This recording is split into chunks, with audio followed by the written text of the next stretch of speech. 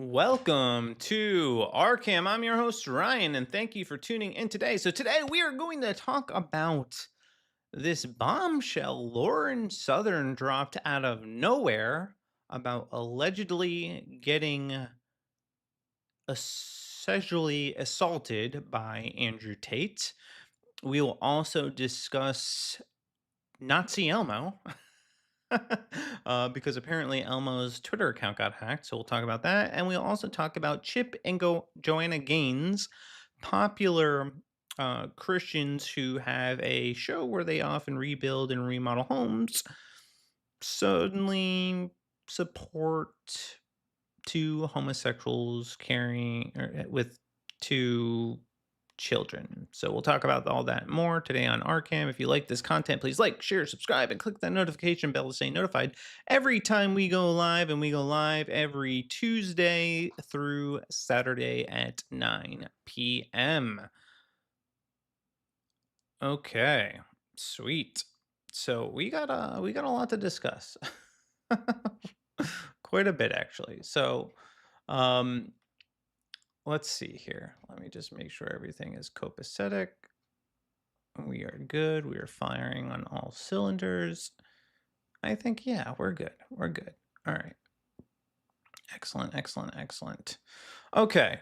So I don't know how many of you guys have paid attention to kind of Lauren Southern's arc, but she's definitely has mixed reviews on X. Some people like her, some people hate her, some people say she's a grifter, some people think she's telling the truth. But needless to say, she's kind of been marred in controversy. And I'm familiar with some of her documentary work, and some of her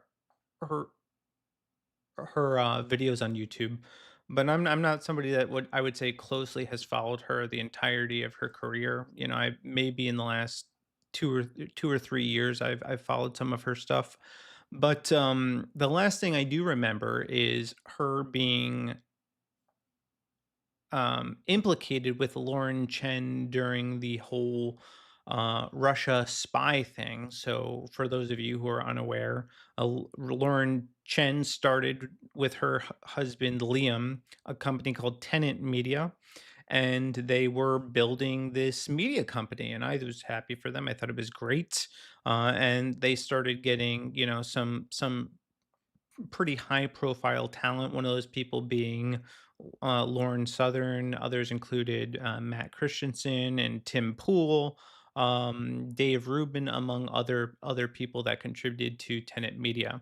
Well, it came out that Tenet Media was funded by the Russians. Uh, and was allegedly a propaganda arm for um, Russia. So after that news came out, Tenet Media went quiet when it was discovered that allegedly most of their funding was coming from Russia, and they quickly shut down their website. Lauren Chen went in the dark, and so did Lauren Southern. She also went in the dark, and we hadn't heard anything from Lauren Southern up until today. Now we still haven't heard anything from Lauren Chen, although I did see Elijah Schaefer just give us a little hint that Lauren Chen is still kind of lurking in the background. She's there and she is preparing for a media comeback. So I do think she will eventually come back. Um, now I also do think though that her being quiet has kind of not helped, but some people say the best way to avoid controversy is to just not respond to it. So maybe that's the play here. I don't know, but I do know is that Lauren Southern was associated with this. They ultimately had to testify, I believe, in front of a Canadian hearing, and Southern and both Lauren Chen were in that. And now Lauren Southern has resurfaced with this tweet, which is wild. So this is like the bombshell of bombshells. This is crazy. So Lauren Southern posted this. Good morning. time to pour gasoline on what's left of my reputation and strike a match, all for a cause I should have committed to long ago. The truth. This is not real life is a memoir about the total unfiltered chaos behind the scenes of my time in media. Now, this is a book that is available for purchase on Amazon, chronicling, I guess, the past several years of her life. So, from an evangelical upbringing to a steady diet of Fox News to going viral and playing my first part in media disinformation to meeting with terrorists, neo Nazis, intelligence agents, and political crime rings. There's coke binges, MDMA, diplomacy with enemies, a nuclear grade marriage meltdown, and a trail of scandals across 5 continents. I was arrested in Turkey and Morocco, got banned from the UK, and maybe violated international sanctions. Finally, a psychotic break, addiction, and the dark art of conspiracy. If you're someone I met along the way and you're thinking, wait, am I in this book? Relax. Unless you committed a crime or did something genuinely insane, you're probably fine.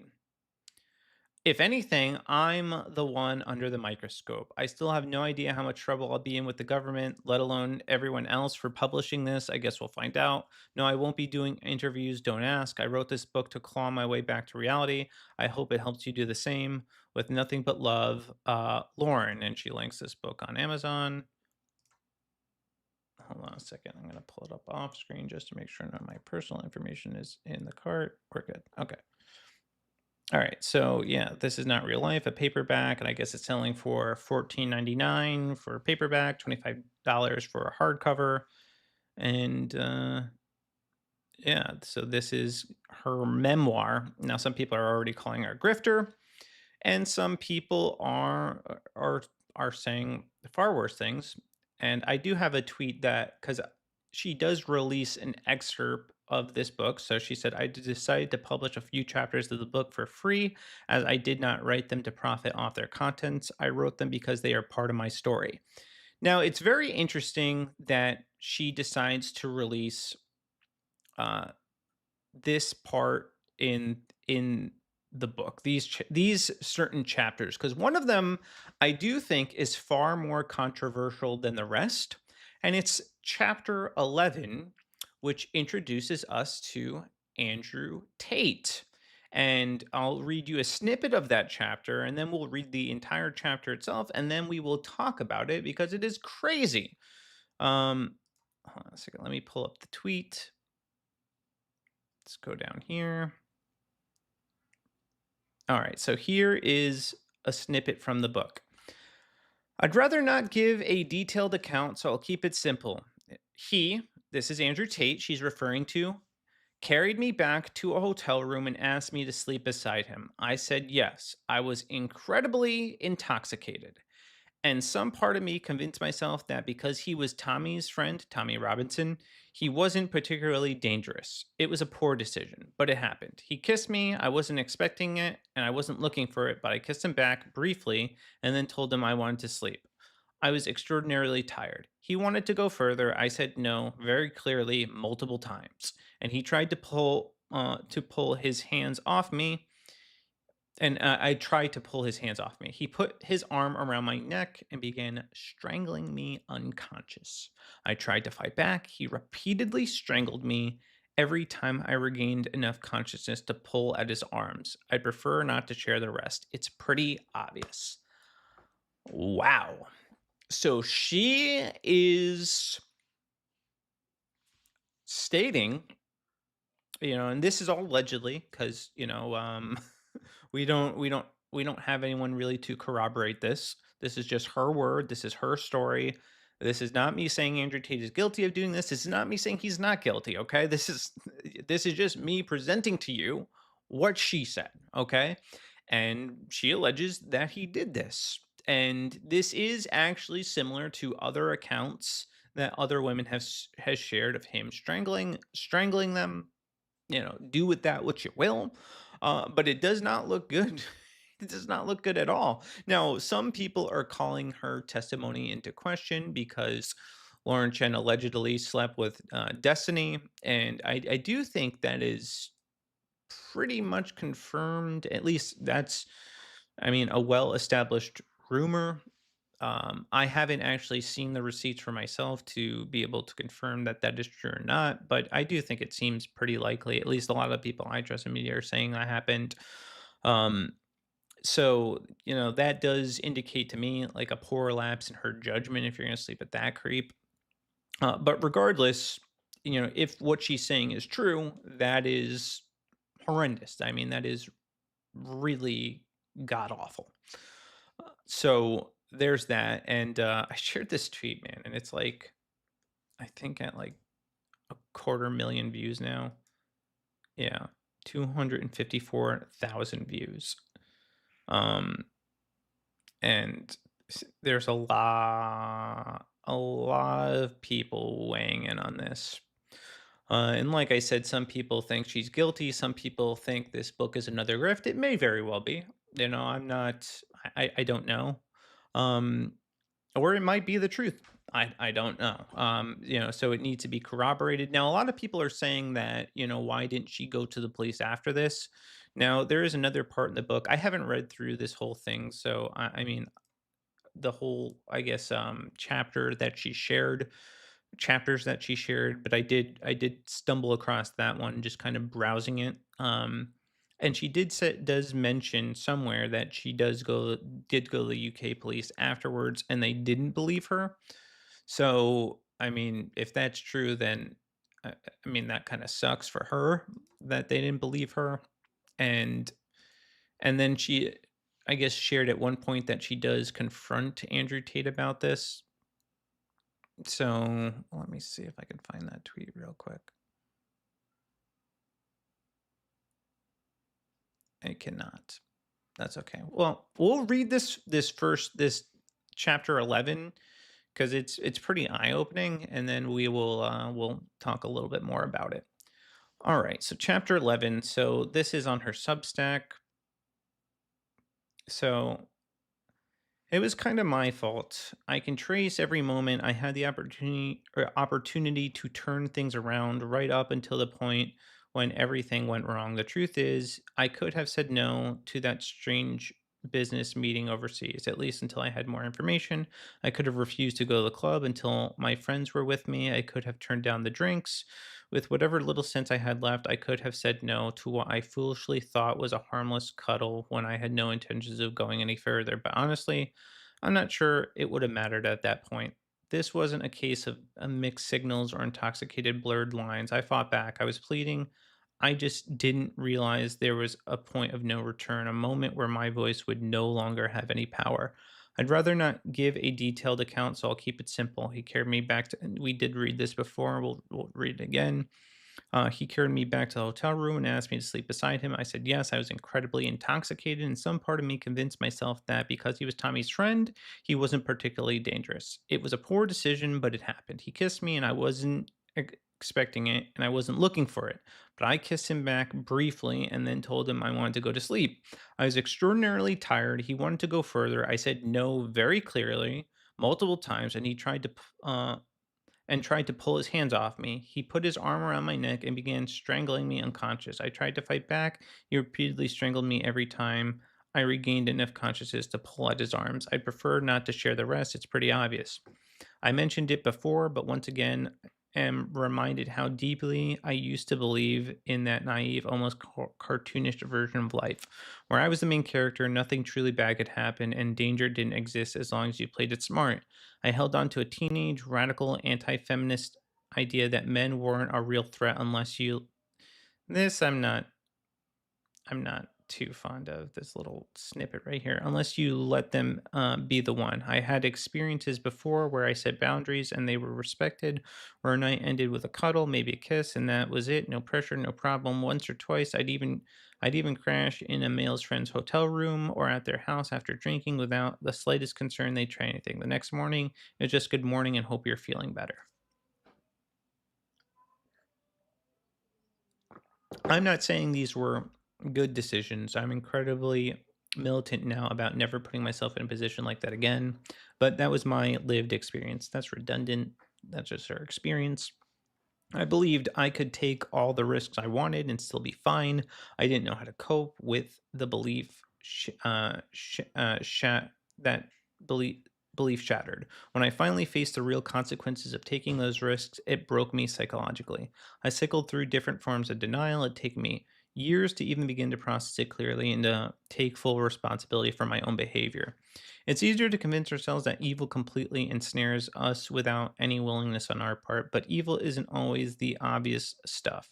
It's the smallest decisions that we make that put us in compromising positions. And I do think there's some truth to that. Yeah. Just usually when you find yourself in a situation like this, there was a series of bad decisions that you made prior to it that led up to that. Now, I'm not saying that justifies anything. If this did happen, that it justifies anything Andrew Tate allegedly did. Um, but unfortunately, when you do make small, repeated, poor decisions, uh, unfortunately, things like this can happen. I heard this anecdote once that the devil doesn't just leap out at anyone. He whispers, urging us to step a little closer to the fence, to come see what he's doing, to lower our defenses, have a drink, and not think too much. We indulge, we take a step forward, and he tells us small lies, how all our friends will soon be at the fence. Curious too, he reassures us it's safe to sit on the fence between him and God to get a better view of what he's offering without making any real decisions. And then in the final moment, you feel claws around your arm, dragging you, screaming you, while the devil smiles and tells you the fences always belong to him. A story I'm reminded of, actually, believe it or not, is Joseph in the story of Exodus. So Joseph becomes aware that Potiphar's wife is thirsting after him, okay? And there is a part in that story that I didn't notice for a long time until I just my recent read through of Exodus, where it indicates that Joseph went into um, Potiphar's wife's house, or Potiphar's house, with the wife there, knowing that nobody else was there, and then he gets this false accusation slapped against him. And that was actually his only unwise decision, was that he should have not gone to this house after knowing how she behaved. Because that small little decision, maybe didn't think it'd be a big deal that time, turned out to be a very big deal that landed him in prison for many years. So this kind of reminded me of that situation, a little inverted, but still, this is what happens when you make small decisions that aren't good, but you don't think they're a big deal, that ultimately end up in disaster. You can scream all you want about how you never wanted to go along, and you can fight back in vain, but deep down, a part of you allowed yourself to get wrapped up in the lies. You drank the wine he offers, you let yourself get that close. You don't have discernment. Don't get vulnerable with the devil if you don't want to end up in hell. I mean, really. I suppose I can't entirely fault conservative media for turning Andrew Tate into a hero, though for a while, I certainly did. He's not a fool, despite the person he crafts online. There's depth to him, a sharp social intelligence that, in another life, might have been a force for good. It's a true shame. You can catch glimpses of that potential in his messages urging men to better themselves, but in the end, even those moments are not separate from the larger arc of his influence. They too are absorbed into a worldview where power is the only currency and dominance, not character, defines a man. And this has actually always been my criticism of Andrew Tate. Uh, he's not a man of character. I'm not even going to say he's not a powerful man. He's a powerful man. He's a man of status. He has wealth. Um, he's strong. He has a lot of good masculine qualities, but where he lacks is character. He is not a man of character. He's not a man, of discipline when it comes down to his sexual impulses. Hence him having multiple wives. And this has been one of my main criticisms of Andrew Tate, that he is not a good role model in this sense. Um, So, Anyway, my frustration grew over time, though, as more and more evidence came to light about this man's operation. At least when I met him, I had no idea. My comfortable state of denial was being involuntarily shattered daily. Videos and messages surfaced of Tate discussing grooming underage girls, manipulating and lying to put women in horrific situations, and scamming men out of their life savings. Yeah, this is also something that he's talked about, how he's been the chatter behind some of these digital prostitutes he worked with and pimped out, and he's been the guy chatting to other men, which, by the way, like, if you really think that's very gay. That's mad gay. So as masculine as he is, he did something that's, I mean, very homosexual. So anyway, um scamming out of their life savings, which I actually do think, even though what he did was wrong, they also deserved it. So I don't feel bad about the men that got scammed out of their life savings. It's not like they were helpless victims. They chose to give their money to this man. They chose to act like idiots, and they chose to lose everything. So that's on them. As I write this, he's still under house arrest for alleged sex trafficking and exploitation, including repeated sexual relations and acts with a 15-year-old. Frankly, you didn't need my story to see the direction it all pointed. You could just listen to what the man himself was saying.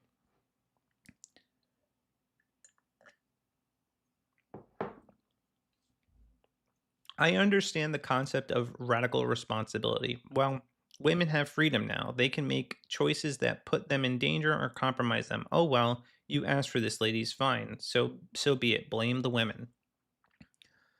Um, I think it's the a combination of, obviously, she said to herself that she had made poor decisions. Hey, Doc Rude, what's going on, man? I'm doing good. How are you doing today? But she said to herself she made poor decisions. So I think, a combination of feminism and the manosphere, the red pill, is at play here. They're both two sides to the same demonic coin, in my opinion. they're they're not good, and they are detrimental to society. So I think, we don't only blame women, we blame guilty people. Like, I don't like this discourse where we put the whole all of society's plates on women alone and ignore men. But I also don't think, like, I think men get too much blame, but I just think we have to look down at individuals and judge each situation individually. 14-hour workday. So tired. Yeah, I feel you, dude. I mean, I don't work 14-hour days anymore, but I remember working 14-hour days, and I'm glad I don't have to do it anymore.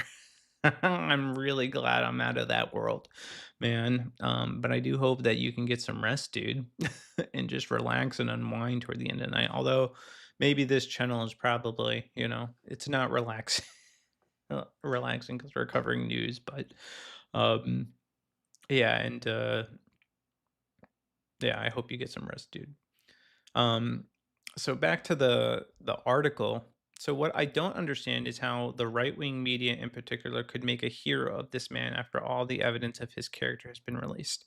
Well, I can. I know how they can do it. This is what happens when you have a conservative movement that is divorced from Christianity. They will embrace men like Tate, just like they will embrace men like Blair White or men like Dave Rubin. All right, sin is sin at the end of the day.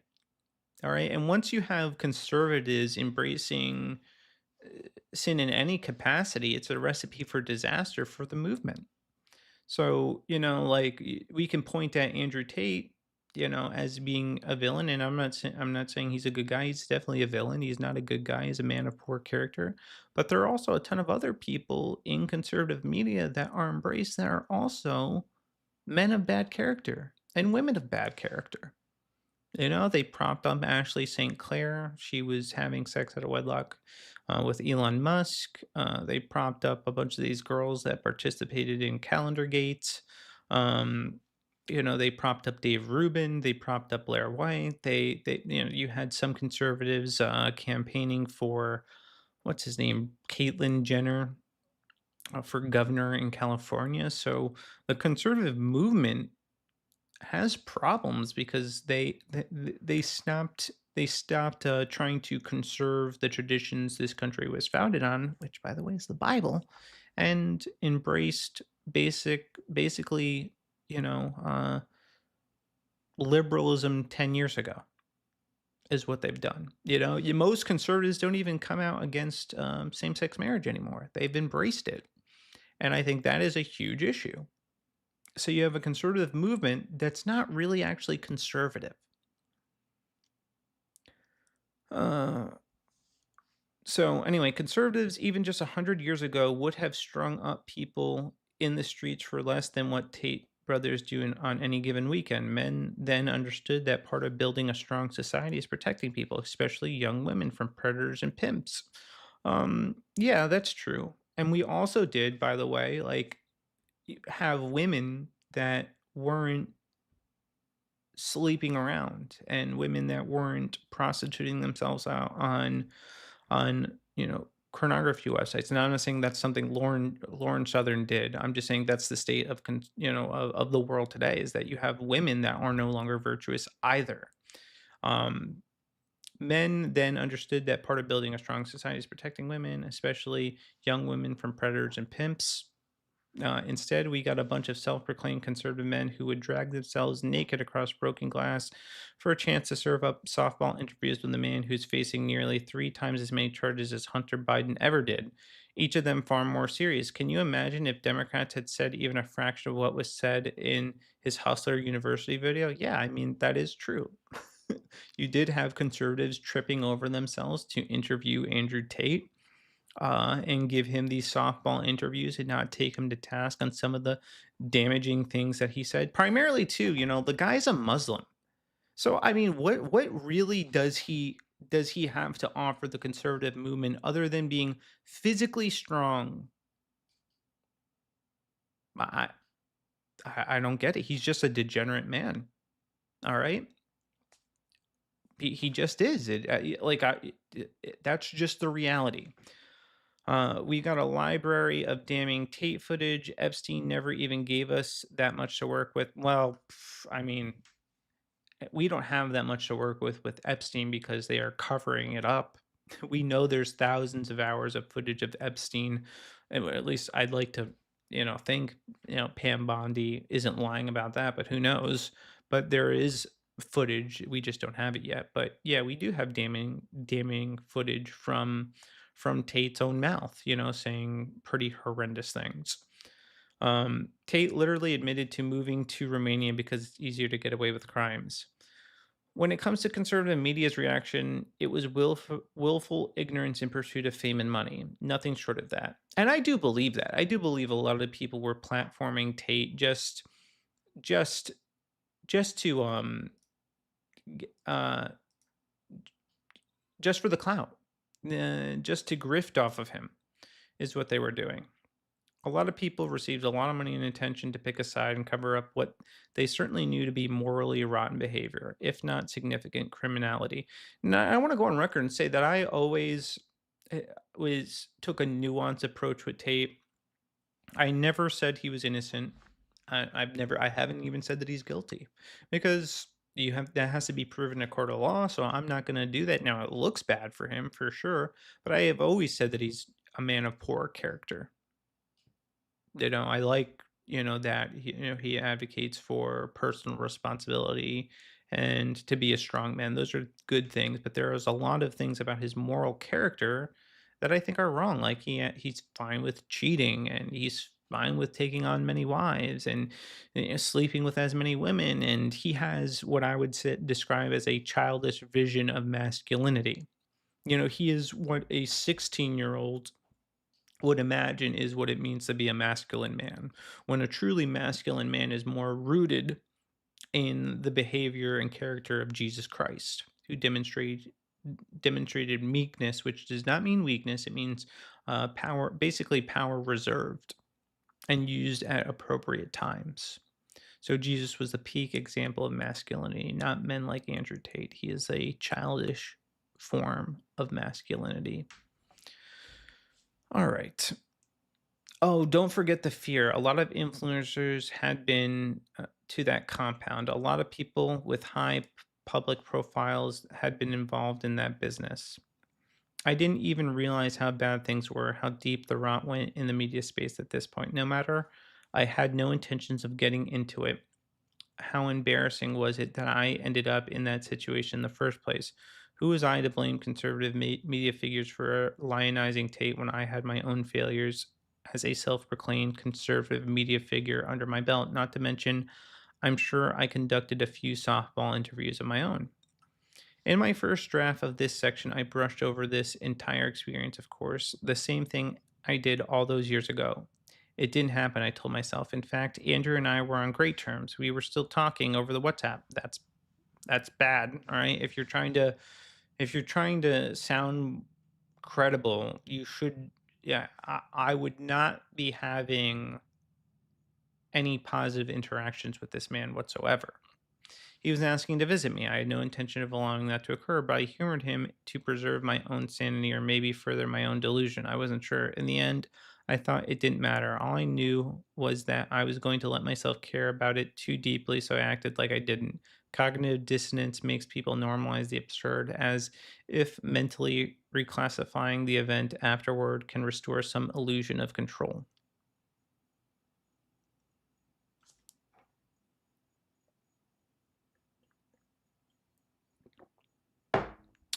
All right.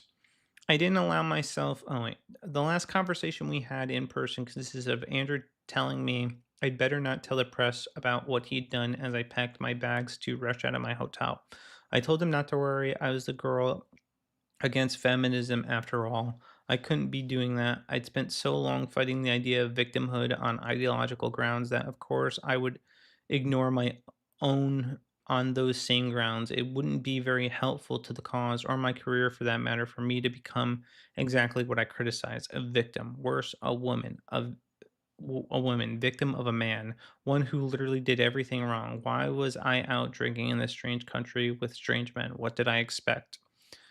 I didn't allow myself to consider that there would be others after me. If I did, I figured they'd made stupid decisions the same as I did. I certainly never imagined the minds of an entire generation would be assaulted by Tate, not just dozens of women. I can't help but wonder if there was a moment when I could have been more honest, more direct about the forces that would later shape the psyche of millions. Maybe it wouldn't have changed anything, but maybe it would have made a difference to someone given a few people a reason to pause, to think twice. Instead, I told him his secret was safe with me. What was one more secret in this world of politics anyway?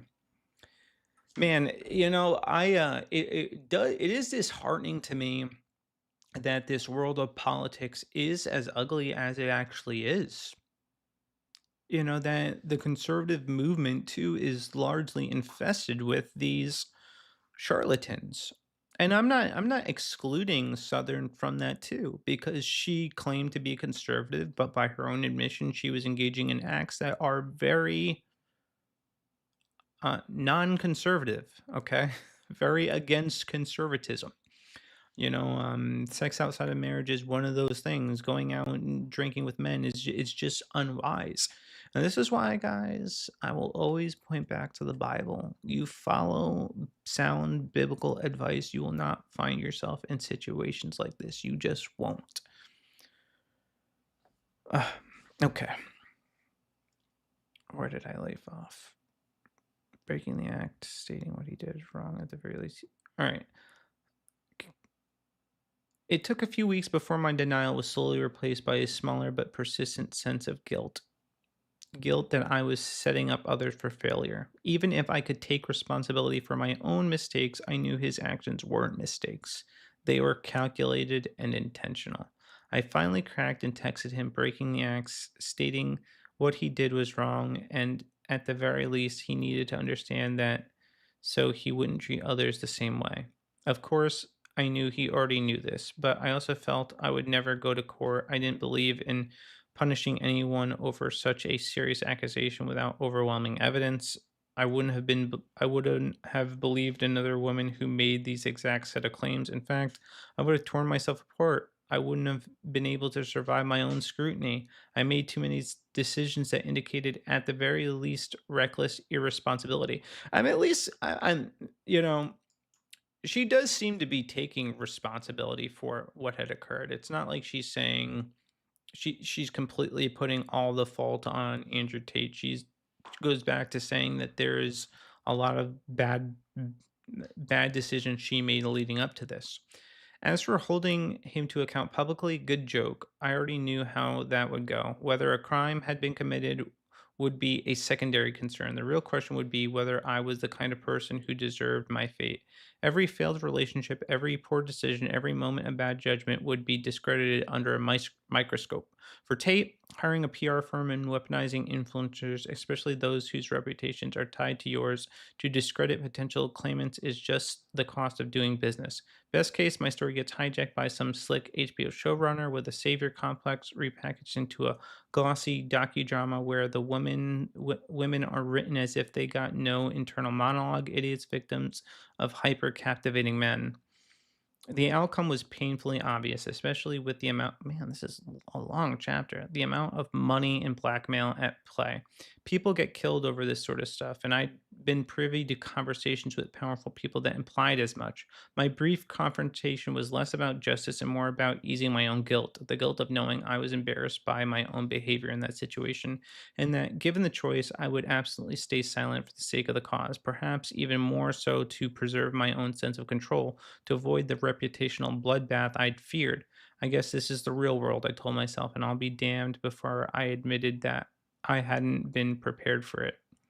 Andrew eventually apologized for making me think badly of him, as he put it, but the apology only came after a barrage of anger and veiled threats. He reminded me that I had consented to cuddling, that he'd been drunk too, and if those facts nullified everything that came after. I told him plainly that I had said no clearly and repeatedly and that he'd gotten violent in response. He told me go to the police. I laughed and reminded him of his own words that the police were already paid off. I wasn't reaching out to seek justice or vengeance. I just wanted him to understand I wouldn't be complicit in his solution, that what he had done was okay. I thanked him for the apology and cut off contact. He reached out again and offering to bring flowers. I still didn't reply. I know this is going to sound weird, but I don't think he meant his apology, or at least hoped it would entice me to begin speaking with him again. Either way, it wasn't the closure I had hoped for. I didn't expect any, though. It's now 7 years later. Okay, so this happened 7 years ago. Dang. This is crazy. I don't hate Andrew. I know that may sound strange, especially in contrast to the things I've expressed on these pages, but it's complex. He's still human. When he apologized to me, he admitted he doesn't have much of a conscience, but if it's still there, I hope he wrestles with it. I hope that one day it wins. I hope he becomes the soul he could have been instead of the one consumed by his vices, whether behind bars or free. But I don't think he realizes he's been consumed. Like so many in his position, he's likely never let himself dig that deep because there's too much pain waiting there. Man, I don't know if I'm gonna finish the rest of this. Yeah, we'll be here all night. Anyway.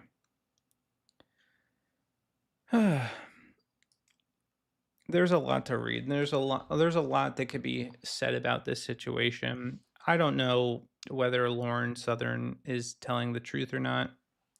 Hold on a second. I gotta get my new hippo to join the shop, but I don't know if she's telling the truth or not. There was another account of her supposedly going to the police the next day. I don't know if that's in this write up or not. But if it is true, I mean, it just confirms more of what a lot of us already believed about Andrew Tate, that he's not a good man, that he's a man of terrible character. And if Lauren Southern is lying, well, then we just have another grifting influencer in the conservative movement. And I think the question that we should be asking ourselves is, what happened to the conservative movement to allow it to become this mess, where we embrace men like Andrew Tate, where we embrace men like Dave Rubin, where we embrace men masquerading as women like Blair White? or women like Ashley St. Clair? And the answer is this is what happens when you live in a godless society and where you let lawlessness infiltrate your party. I've been accused in the past of being a Puritan, being a gatekeeper. I'm not the gatekeeper. Jesus is. And the gate is narrow and few find it. And my job, my responsibility is to try to direct people to the gate, direct people to that narrow path, that narrow way by doing what the Bible calls us to do. And this requires men to be courageous. And it seems like there are a lot of men out there that behave like cowards, including Andrew Tate, including all the men that may have been complicit in this. This also requires women to be virtuous. When women are not virtuous, um, it's a breeding ground for sin. You know, it's the reason why sites like OnlyFans or Only Degenerates exist, and it shouldn't exist. It's a rotten and horrible thing. So I think we need to expect better from the people that are claiming to be conservative and try to return to our traditional roots in conservatism, which is the Bible. And unless we return to the Bible, unless we return to God's way of doing things, the conservative movement will only drift further leftward. It will be indistinguishable from the left. Hey, B Money Man, welcome. I hope you are having a very good night, man. I hope you're doing well. All right. And I think with that, we could probably move to our next story, which I think does perfectly illustrate what has happened to the church and what has happened to conservative media. And it's that we have forsaken Christ in the name of the progressive woke Jesus. All right. So Chip and Joanna Gaines, which are popular home improvement media personalities, are coming out with a new show called Back to the Frontier. And you tell me what you identify as the problem with this Christian couple with this particular trailer. It should be easy to spot.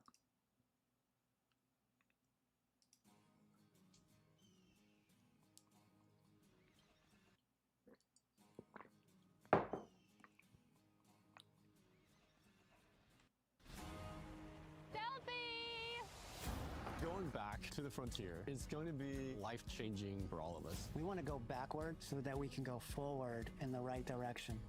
Makeup and jewelry removal there, please. Lip gloss at least, right? Everything must go. No. I want my kids to learn humility and hard work. All of your tech in here, please. Are you guys ready to get rid of these devices? No. No. I'm at a loss for words that I have to give up all of this to go back to the frontier.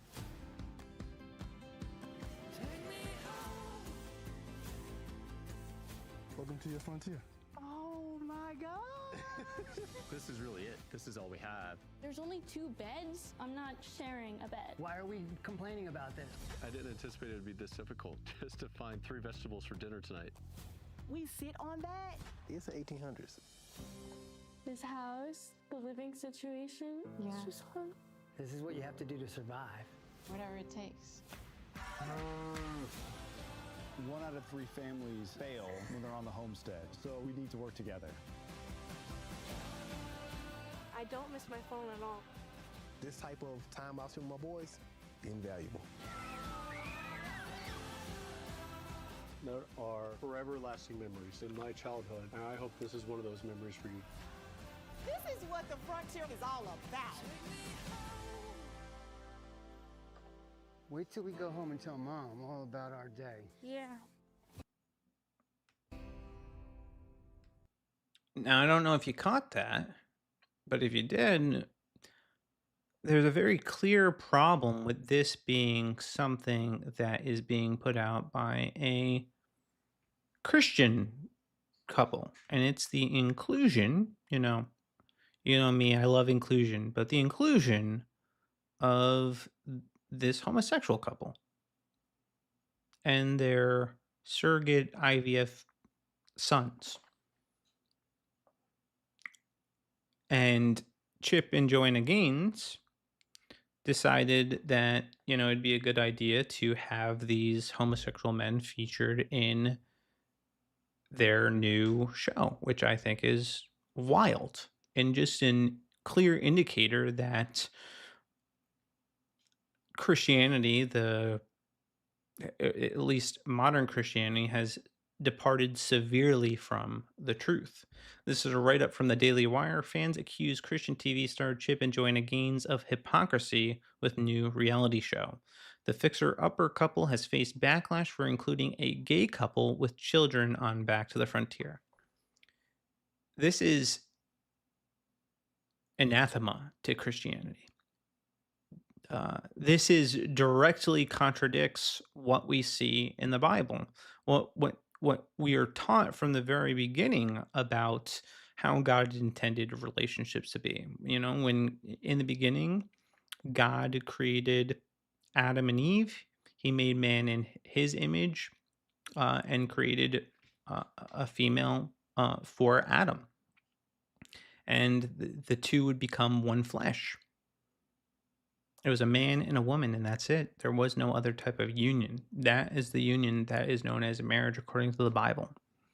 And homosexuality is referred to as an abomination, which means essentially not used for the intended purpose. Okay? That's why it's an abomination. So Chip and Joanna Gaines, whose public embrace of their Christian faith has made them especially popular among American evangelicals, are facing new allegations of hypocrisy. The fixer-upper stars serve as producers for Back to the Frontier, a new show on HBO Max in which three families attempt to live in the 19th century homesteaders, which I think the concept is actually pretty cool. Like, that's a cool idea to put on the screen. It's just... and I honestly, I wouldn't even be talking about this if they didn't claim to be Christian. Therein lies the core of the problem. One of the couples, Jason and Joanna Riggs, are gay men with adopted children. Their inclusion in the show has caused some Christians to accuse the reality stars of failing to live up to the values they have publicly espoused. Yeah, that's exactly it. Ed Tagalino, vice president of the American Family Association, also publicly called out the couple for disappointing their fan base. This is sad and disappointing because Chip and Joanna Gaines have been very, very influential in the evangelical community. Ed Vitgalino, vice president of the American Family Association, said on X, in the past, they have stood firm on the sanctity of marriage regardless of the personal cost that has entailed. Yeah, they acquiesced. They cave to the LGBTQ mob, especially too in a time where it's actually not. It's it's okay. Like, it's okay actually to be pro family. That won't ruin your career. So there was no pressure right now for them to do this. Chip Gaines responded to the backlash on X. Talk, ask questions, listen, and maybe learn. Too much to ask for the modern American Christian culture. Judge first, understand later, never. He wrote on Sunday. It's a sad Sunday when non-believers have been confronted with hate or vitriol until they are introduced to a modern American Christian. So let me ask you this, Chip. Do you think it's hateful to correctly identify that homosexuality is incompatible with the Bible? Do you think it's hateful for me to hate the very thing God himself hates? The very sin that God himself hates? So is that hateful? Is it hateful for me to expect a Christian couple to uphold the very beliefs they claim to hold, to uphold the value system they claim to believe in? Is that wrong? Is that hateful? And then this bull crap with the judge not when they completely miss the rest of the verse, which by the way, I'm just going to add this is not about not judging people. Okay, we're allowed to make judgments. We're allowed to discern what is sinful. We're allowed to make that discernment. Okay, what we're not allowed to do is judge hypocritically. We are not allowed to hold Christians to a standard that we ourselves don't believe in. But I do believe in this standard, okay? I believe in what the Bible says. I believe in following it and keeping it. And I hold people to that standard. I don't hold them to a different standard. They have a different standard though, because they believe something that isn't even in scripture. So, this is just pathetic, to be honest with you. On our way to church, the father of five wrote in a follow-up post, "Y'all enjoy this beautiful Sunday." And this is absolute cowardice. And this is a problem that is far-reaching in the church, where Christians don't understand their Bible or pretend to not understand it. He says, talk, ask questions, listen, maybe even learn. Learn what? What are we supposed to learn? Huh? What am I supposed to learn from a homosexual couple? What do they have to teach me? Nothing. I don't there maybe how to not sin. Maybe that's what I could learn. Okay, because that's brazen sin. All right? Brazen. And it is antithetical to the teachings of the Bible. It just is. And there's a couple people that responded. I want to go over some of their responses. So this was a write-up by Protesia. I actually thought it was pretty good. Professing Christian couple and TV personalities Chip and Joanna Gaines, known for their HD TV show Fixer Upper and Magnolia Brand, are facing criticisms for their decision to prominently feature a same-sex couple in their new series Back to the Frontier.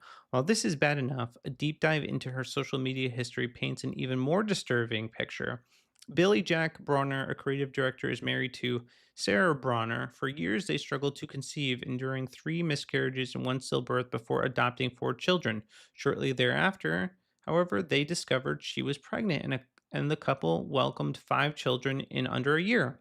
In 2016, after Joanna saw his work and fell in love with it, Billy Jack Bronner became a key creative partner to her, working for the next 5 years to shape and execute the visual and the conceptual direction of the Magnolia brand across print, TV, digital, and product platforms. In February, Bronner came out as gay, sharing in a now private Instagram post that despite being married with children, he is gay. He is a gay man who's learning to absolutely love himself. That's horrific. And by the way, loving yourself, that is not actually a Christian virtue, all right? The Bible says to love God with all of your heart, mind, and soul, and love your neighbor as yourself, indicating that we naturally have this disposition to prioritize ourselves, and we need to not do that and prioritize other people's well-being above our own. That is the type of love that Jesus Christ demonstrates. The type of love that is self-love is actually something the devil encourages. Do what thou will. Focus on what makes you happy above anybody else. In this post, he reveals, I'm in love with a man who is so good. My life is so good, and I'm so thankful. No more hate. This man became the 3rd partner in the couple's relationship, with 3 forming a throuple to raise children together. Well, that's disturbing. Despite this new arrangement being a grotesque and bizarre mockery of God's holy law and design for marriage, which will inevitably scar the children for life and irreparably destroy the family, Joanna Gaines actually liked the post. She also further publicly declared her support for this unbelievably selfish decision by commenting, "Yes, you are so good. We love you." So, the Bible makes it very clear that we are to have nothing to do with workers of iniquity. So why is she saying he is so good when what he is doing is very not good, very evil, in fact, very uh lawless. Why is she doing that? Another post which seemingly referenced his coming out to be his true self was also liked by Gaines. Coming out as a gay throuple hasn't seemed to hurt their professional or personal relationship one bit. However, Bronner has been freelancing since 2022, and some of his jobs have, according to his LinkedIn profile, included writing personal essays for Magnolia Journal, exploring each issue's theme through my own voice and perspective while maintaining alignment with the brand's editorial focus. So, what should have happened here is the moment he came out and um, basically invited this into his marriage, he should have been denounced by the Gaines and said, "Hey, we cannot have a working relationship if you're going to engage in this. We are Christians. We stand for biblical truth. We stand for marriage as God designed it, and this ain't it." But instead, they continue working with him. They continue to be involved in something that is plainly wicked, and then they double down on their support for homosexuals in their own television show. And then wag their finger at us, judge not. We're so tired of that, by the way. Like whenever somebody says judge not, I just roll my eyes and say shut up. Just shut up. Just shut the hell up. Okay? I'm tired of this nonsense. I'm tired of you acting all self-righteous. Which, by the way, this is what this is too. When they call you hateful for standing up for biblical truth, for standing up for what the Bible says, God's righteousness, um, well, they are actually being self-righteous because they are holding a standard that is not in line with the God's word. And if you are and you're hated for it, fine. I don't care about you being hated. I don't care about people not liking me. I don't care about being unpopular. I care about doing what is right and standing up for what is right. And I pray, man, these people come to repentance, man, because what they are doing is just disgusting, man. And honestly, I feel, like you have all these women that have supported them. What a slap in the face. What a slap in the face to the people who have helped make you to go along with all this. And this is one of those things too where it's like, man, the love of money corrupts. But this I actually don't even think this is a good financial move. Like I honestly have no idea why they would do this. Because there's really no advantage to it at this point. There isn't. It's never been more unpopular to be on board with the LGBTQ plus nonsense. The tides are turning, and I for one am glad Christians like this are going to be left in the dark, quite literally. There will be weeping and gnashing of teeth because when Jesus returns, he's going to deny these people. Why? Why is he going to reject them? Because they practice lawlessness. Because they supported evil. And to lighten the mood, we'll just read a real quick article written by the Babylon Bee about their new Pride collection. Chip and Joanna Gaines introduced new line of Pride-themed shiplap. Waco, Texas famed HET stars Chip and Joanna Gaines announced today that their Magnolia company would be introducing a line of rainbow shiplap. Yep. This is satire, by the way, if you are unfamiliar with the Bee. The beloved couple, whose new reality show features two gay dads and their surrogate kid, wanted to expand their emerging Christian tolerance to their product line. According to Gaines, the shiplap will add just a little bit of gayness to customers' homes while simultaneously assuring visitors that you're not one of those Christians. Yeah, biblical Christians. It's Homo Day, shouted Chip Gaines as he unveiled the rainbow shiplap. Oh man, Homo Day is, is my favorite day of any project. Time to get out of those power tools and just get a little fruity. You know what I'm saying? There's nothing like putting on show tunes, busting out of the closet, and throwing up some of the shiplap. Woo! The rainbow shiplap represents the Gaines' latest efforts to make their company more gay friendly. We're all in on the homos, stated Gaines. Simply doing interior decorating was enough. We want to make sure everyone knew we're past those vaguely Christian background moments in our show. We super love the homo community, and everyone adds a homo day to their fixer-upper. Publishing Time residents of Waco have reported that someone around town kept shouting, "It's homo day," repeatedly. uh, that's funny. But yeah. I don't know why they're pandering. Oh, I don't think I even brought that up. This is the article though, and that's the shiplap. You can get yourselves some LGBT shiplap at babylonbee.com. My big, I don't know if you guys have watched the show before, but I'm usually drinking out of like a giant mason jar, and one of them broke. So now I'm down to one, but it needs to be washed. So I'm drinking out of my little one today. Okay. Let's see. What time is it? Hold on a second. I just gotta see. Oh, here we go. All right. We got time. A little bit of time.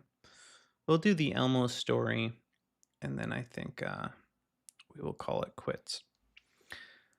All right. So I don't know if you guys had paid attention over the weekend, but Elmo's Twitter went off the rails. And when I'm talking about Elmo, I mean, yes, that adorable puppet from Sesame Street. Now, I would expect him to come out in like support of Pride Month or something like that, but this Elmo was singing a different tune. This Elmo was saying some of the most wildly anti-Semitic, racist things I've seen in a while, and it was crazy. So Sesame Workshop regains control of Elmo's hacked X account after racist posts.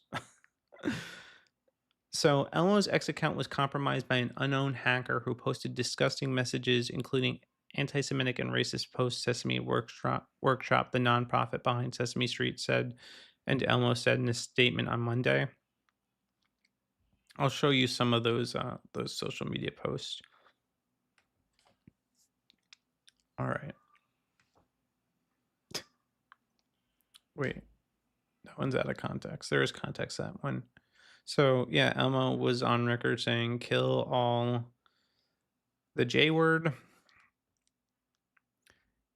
He did call Donald Trump to release the Epstein files, or release the files at real Donald Trump child effer.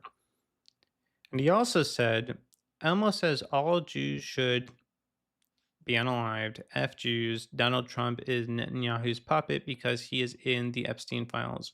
Jews control the world and need to be exterminated. Lovely. He did say this. Where is it? Muting Elmo because this is hacked. F you and your tranny daughter. That's a little funny, but in general, pretty disgusting what he said. And he got swiftly banned. So they took care of it. They took down Nazi Elmo, as they rightfully should, because honestly, like I'm honestly legitimately sick of the anti-Semite nonsense, you know, and I don't use that term lightly, but that is brazenly anti-Semitic. I'm sick of actual Jew hatred, because I actually think anti-Semitism should mean something. Now, there are some Jews that, you know, would claim questioning Israel as a country is anti-Semitic. I don't agree with that. I'm not down with that. Questioning Zionism is anti-Semitic. No, I'm not down with that either. But calling for the extermination of Jewish people, that is anti-Semitic. It is. There's really no mincing words about it. It's not a good thing at all. It's frankly an evil thing. So I thought, yeah, that's not good. That's not good at all. And I took issue with Elmo's tweets, but I did think the training one was kind of funny. And he is right about the Donald Trump thing. I thought, yeah, that's on point. Speaking of Donald Trump, that actually can bring us to some news regarding Donald Trump because he did release another video basically doubling down on saying the Epstein files are a made up Democratic hoax. So let's talk about that real quick.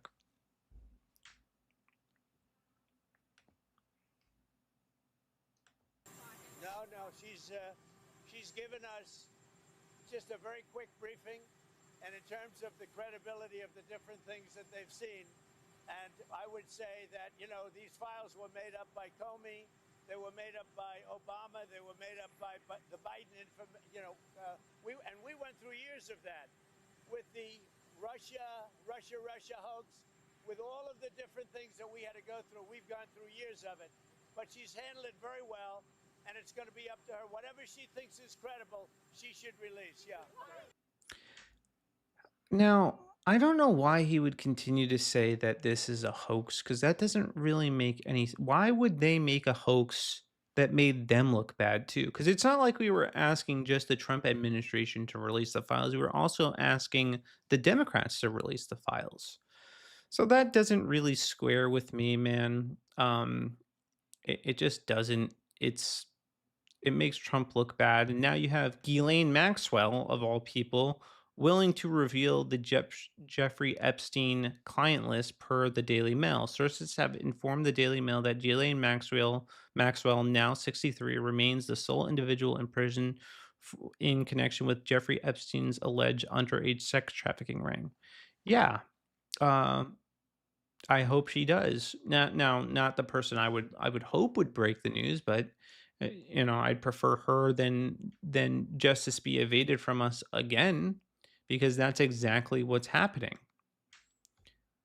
So, I think we need to get to the bottom of this. We need to find out what really happened with the Epstein client list.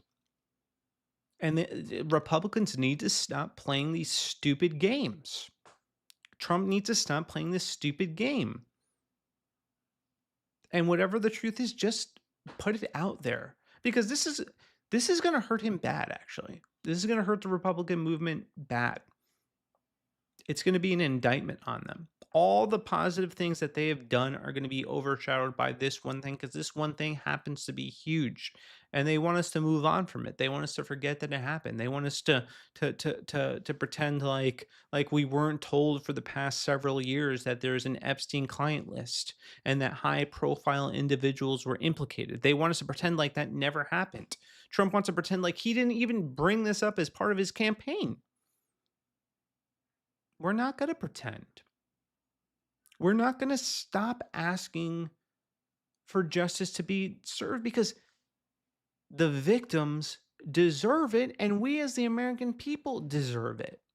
We deserve to know every single person that's implicated in this. We deserve to know which of these politicians and celebrities are still in power so that they can be held accountable. But right now, the only person who has ever been charged with anything is Ghislaine Maxwell.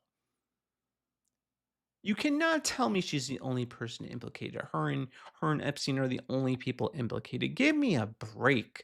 We're not that stupid.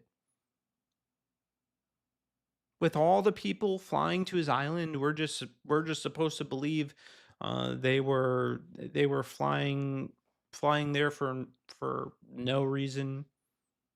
Just taking a casual vacation on Pedophile Island, no big deal, nothing to see. Come on, we're not that stupid. All right, there are definitely more people implicated, and the sooner the Trump administration gets that information out, the sooner we can get justice and move on from this, which is what we ultimately want. We want justice. We deserve it. The victims deserve it. America deserves it. And all the people implicated deserve it. They deserve what comes to them.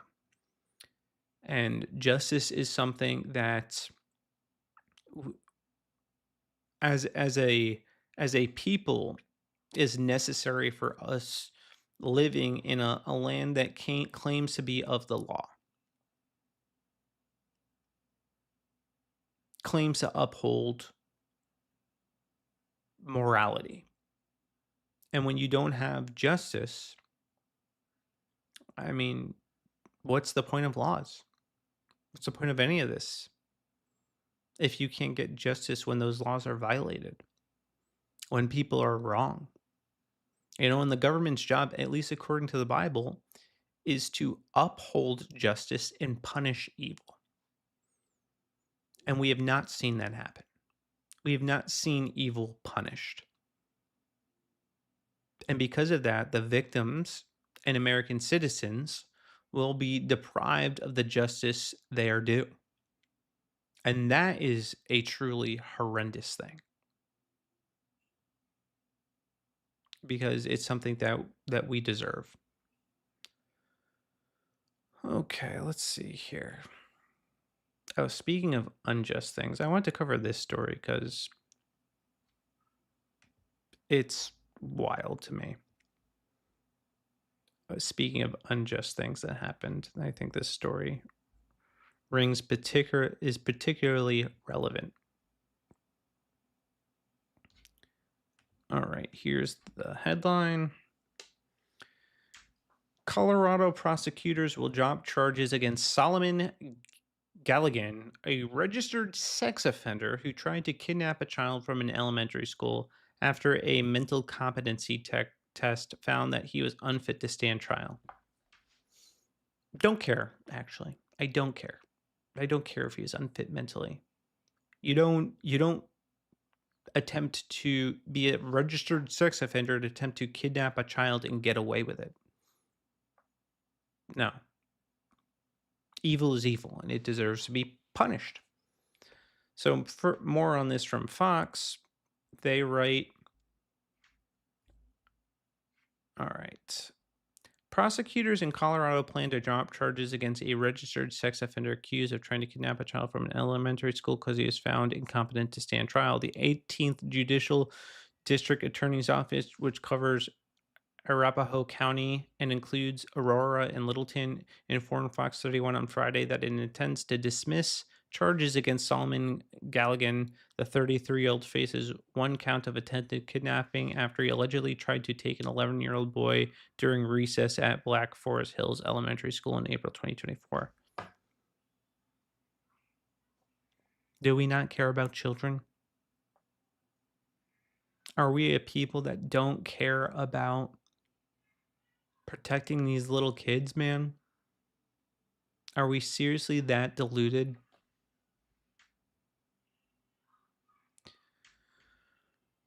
The 18th, Aurora police previously reported that Galligan is a registered sex offender with his registration tied to the Pueblo County Sheriff's Office. After his arrest, Galligan underwent a mental competency evaluation that determined that he was unfit to stand trial. I would love to see what this test actually asks. As a result, prosecutors claim they have no choice but to drop the charges.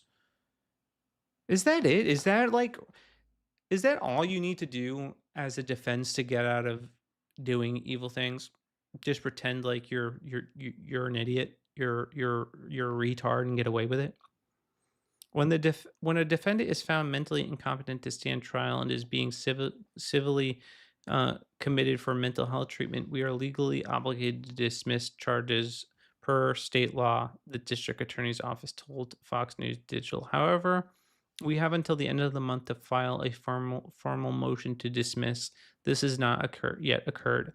Galligan's guilt is not the issue for prosecutors. The alleged crime was captured on video that showed a man chasing after and grabbing at a student as other children ran away. It's super scary to watch Dante White, whose child encountered the suspect. When the incident happened, especially seeing the perpetrator, the pictures of him, I would be freaked out if that guy touched me. It was an attempted kidnapping. Yeah, I would be too, because this guy looks like a freaking zombie. I mean, look at that. This is who they just really they want to drop the charges on. This guy. Dude, he looks like a freaking living zombie. Oh my God. Look at that. Holy smokes, man. That is what nightmares are made of. Jesus. Ooh. Hold on a second. Let me bring that back up. In the aftermath of the incident, parents at Aurora School submitted a 10-page letter to Cherry Creek School District demanding an independent review of the school's handling of the situation. School district officials conducted an investigation where former Black Forest Hills Elementary School principal Amanda Replogue was replaced, the outlet reported. The information obtained through the investigation has led us to decide that we need to make administrative changes at Black Forest Hills. A previous statement from the district of Fox 31 read, we are making changes now so we can move blah, blah, blah, blah, blah. I just can't believe that they're releasing this demon when obviously the correct thing to do is keep this guy behind bars. If he's unfit to stand trial, then he's unfit to be in human civilization. So let's remove him from it before he actually does do something to innocent people. And this is my whole problem with how we handle certain cases, is this idea that people didn't know what they were doing when they did something evil. I don't actually care. Maybe he was mentally incompetent. Maybe he didn't understand what he was doing. Maybe he wasn't competent enough to stand trial. I don't actually care. That doesn't actually matter to me. What matters to me is what he did. All right? If you do something evil, regardless of how you were thinking about it when you did it, you should still be held accountable for what you've done. Evil is evil. And this is something we frequently do with like school shooters. We say, oh, well, they were mentally ill, to try to downplay it. I don't care. No, it is no. You still did something horrifically evil, and you should be held account for what you've done. Period. That's it. End of story. Case closed. We don't need to talk about it any more than that. If you did something evil, you need to be held accountable for it. That's justice. And again, that's something that seems to be evading us. And I find it ridiculous, and it really bothers me. And I just wish we would be a society that would just judge people based on the law, and not giving people passes because they are allegedly not competent to stand trial. It's just a miscarriage of justice. Let's see if we have something positive we can kind of end out on. Give me 1 second. Let me browse. Let me peruse my clips.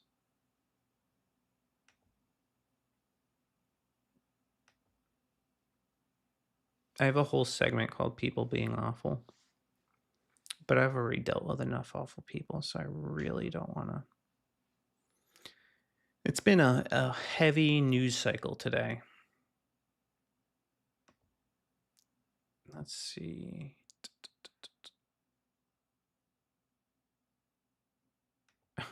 We can end on this because it is people being awful, but it's also people being hilarious. I found this unreasonably funny, so I don't know if you guys will share my same humor, but I thought this is hilarious. These will never not be funny. The fuck was that? Oh, what's up, buddy?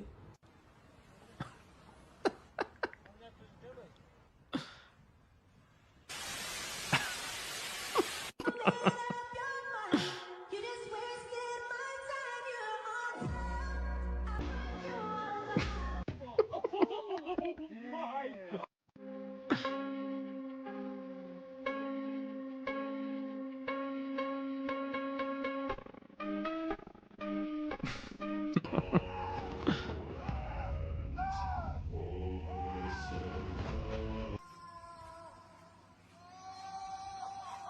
gonna check on the herd.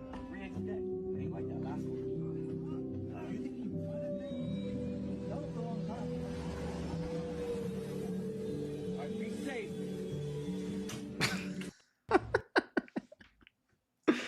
Oh man, it's always good to have at least some palate cleansers in here, especially when the news is is as crazy or as intense as it was today.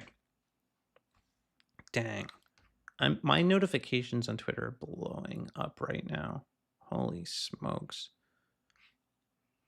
I think when I had started this, the tweet about Lauren Southern was like 250,000. Now it's almost 300,000. Dang. Yeah, this is crazy.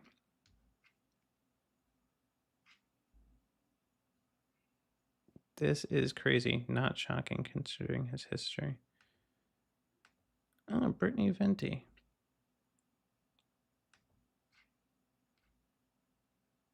Well, yeah, anyway. I think that's probably gonna do it for me. Let's see, who can I raid today? Because I think I figured out finally the mistake I've been making with raiding. And it has been the fact that I've been doing it from my Rumble feed and not my yeah, since this is like a news related stream, I'll send you guys to another news related stream. At least the handful of you that are watching. Okay, I got the stream, so I'm gonna send you guys to the Pete Santelli show. All right, let's see it. Let's see if this works. Raid space. Okay, I'm going to attempt to do my first raid. Let's hope it works. Yes, confirm raid. Successful.